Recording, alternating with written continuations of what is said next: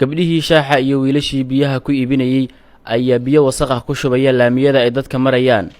magaalada Muqdisho waxaa ka jira dhinac dib u dayactir ah, sidoo kale waxaa jira dad shacab ah oo wadada hareeraheeda ganacsiyo yaryar ku leh, waxaana goobahaas qaarkood ka dhaca nadaafad xumo. mid ka mid ah dhalinyarada biyaha ku iibiya wadada dhinaceeda oo aan la kulmay isaga oo shaqadiisa ku jira ayaa ii sheegay sida uu u maareeyo iyo halka uu geeyo biyaha wasakhda ah ee alaabaha u dhaqo ka yimaada.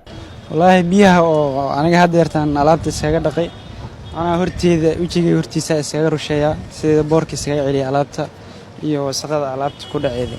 ana laamiga dhan ma geeyo wajigan hore oo boorka dabeesha mar imaanayso boorka ugu soo noqonay isaga difaaca biyaheena biyo adiga maanta wax yar aan isticmaalo haddana aan laamiga hortiisa aan ku rusheeyaa mooyee biyo wasakh ma jiraan. dhinaca kale waxaa jira haween iyaguna shaah ku iibiya laamiyada oo iyaguna sidoo kale ay muhiim tahay dhowridda ganacsiga iyo dadka maraya laamiga. waxaana haweenaydan oo aan weydiiyay halka ay biyaha wasakhda ah geyso iigu jawaabtay sida tan. anoo magacaygu yahay Ardan Nuur Weheliye, aniga ganacsatadaas yaraan iska ahay.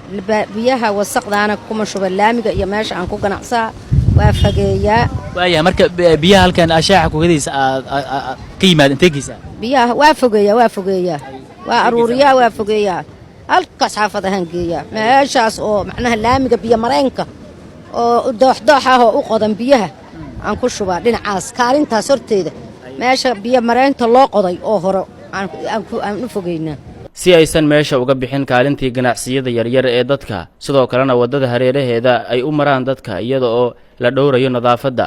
maxay u baahan yihiin dadkaas? waa kan Xaaji Nuur Cali Caynte oo waayajoog hore ahaa, waxaana uu ii sharaxayaa sida uu barisamaadkii ahaa nidaamka marista wadooyinka iyagoo ay dadkuna ku ganacsanayaan. arrinta noocaas waxa weeye arrin muhiim ah, waxaana ka shaqeeya arrintaas belediyaha ama munishiibiyada ama munishiibiyada gobolka ayaa iskala shaqadaas. hal ahaadaano haddana waxaa la rabaa qolo waxaa jirta metropolitaanaha, qaybta metropolitaanaha ayaa ka shaqeeya. waxay leeyihiin kuwa socda iyo kuwa nadaafaddaas meeshay wax ku arkaan habeenkii inay inta yimaadeen ay nadiifiyaan oo meel ku shubaan aan u dhoweyn magaalada oo u gaara. qofka maaragta miskiinka oo waddada qarkeeda wax ku samaysanaya, shaah ku karsanaya, dad wax ku siinaya, waa inuu weel haystaa oo ku shubo wixii la daadinayo. jidka haddii lagu daadiyo dadka jidka maraya waxay u tahay halis inay waxaas baabuur ku firdhiyo, dad meeshaas ay wax ka yimaadaan, isku dhac ka yimaado.